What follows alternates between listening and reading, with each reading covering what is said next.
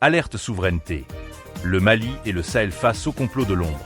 Avant de plonger au cœur de ces révélations explosives, une action est nécessaire.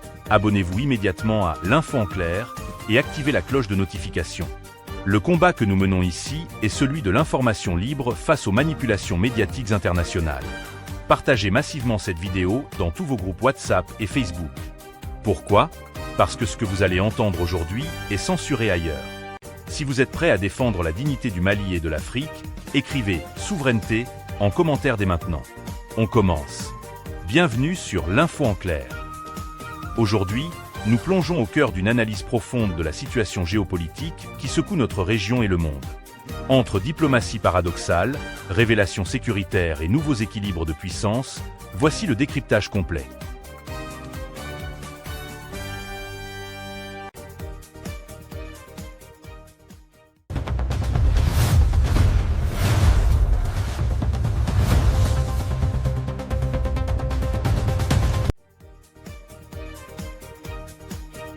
Le double jeu d'Emmanuel Macron.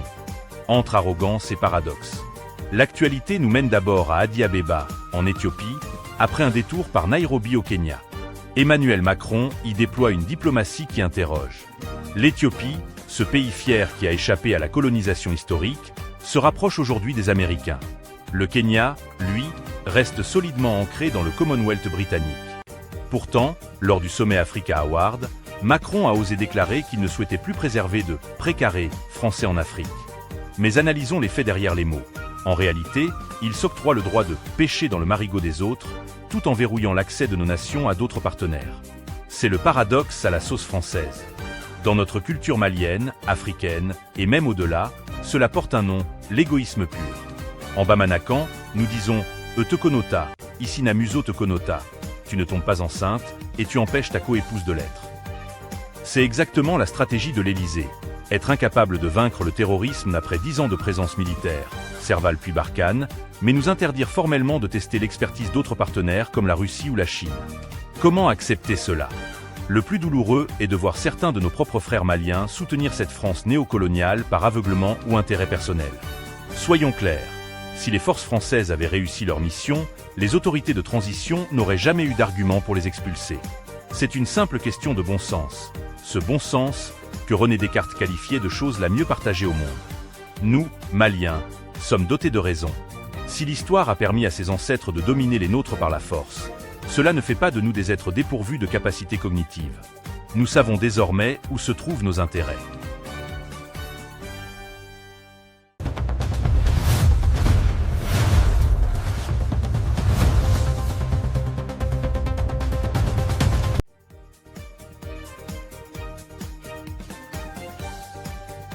Enquête exclusive. L'alliance inavouable entre Paris, Kiev et le terrorisme. Passons maintenant au dossier le plus brûlant, l'engrenage de Londres. Des révélations convergentes font état d'une stratégie d'influence occulte impliquant la France, l'Ukraine et des groupes terroristes opérant sur notre sol. Le schéma décrit par les services de renseignement est terrifiant. Le levier ukrainien. Des unités du GUR, renseignement militaire ukrainien, incluant des militaires francophones de la Légion étrangère, opéreraient au sol au Mali. La coordination terroriste. Ces forces soutiendraient la coalition des séparatistes et par extension, les groupes liés à Al-Qaïda. L'objectif, renverser les autorités de la transition et affaiblir la présence russe, quel qu'en soit le prix humain pour les populations sahéliennes. C'est un cri d'alarme que nous lançons à l'ONU. Peut-on tolérer que la géopolitique européenne se joue en finançant indirectement ceux qui nous endeuillent ?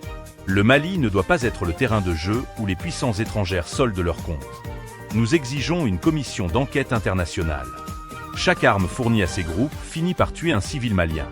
L'éthique nous impose de parler, la conscience nous impose d'agir.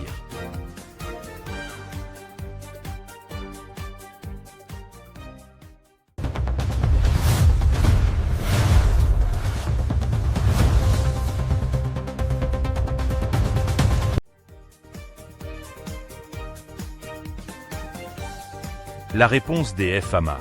La traque sans relâche. Face à ces complots, nos forces armées maliennes, FAMA, répondent par la puissance de feu.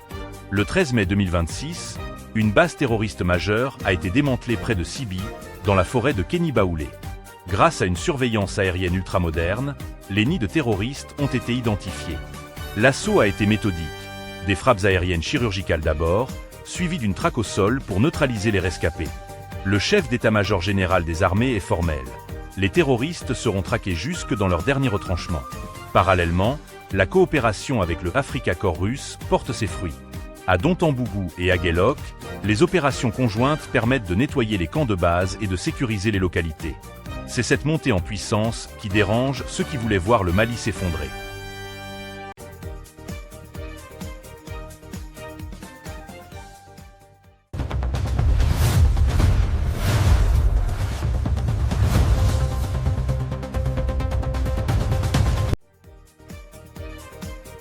Cohésion nationale et équilibre mondial. La souveraineté se construit aussi par le dialogue. Le général Ismaël Ouagé a présidé une rencontre historique réunissant Abital Pulaku, Guina Dogon et Dan Nahan Bassagou. L'idée est simple, l'unité nationale est notre meilleure arme. Nul ne bâtira la nation à notre place, a rappelé l'opérateur économique Sédou Nantoumé. Pendant ce temps, à l'échelle mondiale, le vent tourne. Donald Trump est à Pékin, face à Xi Jinping. Le président américain, affaibli sur son propre territoire, est obligé de venir frapper à la porte de la Chine pour la 3e fois. Le monde n'est plus unipolaire. Les puissances d'hier doivent désormais composer avec de nouveaux géants. Au Burkina Faso, le capitaine Ibrahim Traoré montre la voie en formant 2300 élèves à des métiers concrets dès cet été. C'est ainsi qu'on gagne la guerre, par l'éducation, l'autonomie et la protection de nos ressources, comme le prouve la saisie récente de bétail exporté illégalement par la Brigade de répression des fraudes à Ouagadougou.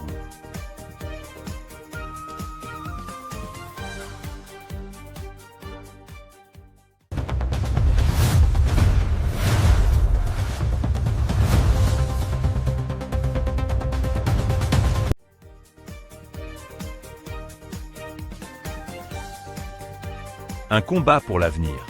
Aux Maliens qui doutent encore, sachez que nous sommes dans un combat de génération. La souveraineté est un chemin difficile, parsemé d'embûches et de trahisons, mais c'est le seul chemin vers la dignité. De la cellule de Kémy Séba en Afrique du Sud aux lignes de front à Guelok, le message est le même. Pas de recul, pas de panique, pas de reddition. Nous nous assumons pour le bien de nos enfants. Merci d'avoir suivi cette analyse jusqu'au bout sur l'Info en clair. Si ce travail de vérité vous semble essentiel, prouvez-le. Likez cette vidéo massivement pour tromper les algorithmes qui tentent de nous masquer. Dites-nous en commentaire « Je soutiens les FAMA » ou donnez votre avis sur l'implication de l'Ukraine au Sahel. Votre interaction est notre force de frappe médiatique. N'oubliez pas de vous abonner si ce n'est pas encore fait. On se retrouve très vite pour un prochain décryptage. Vive le Mali, vive l'Afrique souveraine!